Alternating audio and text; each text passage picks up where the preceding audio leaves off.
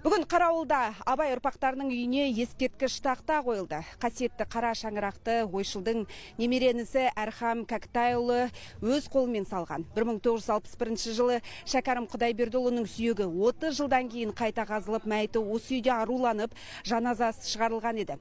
Ескерткіш тақтаға осы дерек жазылған. Сондай-ақ Абай дәуірінің тірі шежіресі, кемеңгер жайлы ең құнды деректерді бізге жеткізген Әрхам Кәкітайұлының осы шаңырақта тұрғаны таңбаланды.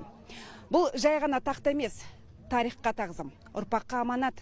Қазір бұл киелі баспанада Құнанбайдың 5-ші ұрпағы, Қазақстанның еңбек сіңірген қайраткері Бақыт Шағатаева тұрады. Атадан 6, анадан 4 дейді. Анадан 4 ең бірінші Тәңір берді.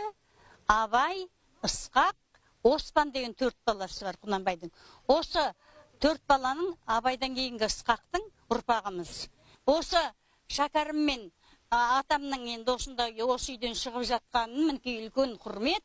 Мен үшін бір өте табылмас байлық деп ойлаймын. Мен осы кісінің ұрпағы болғанына мәңгі қуаныштымын. Халқыма рахмет.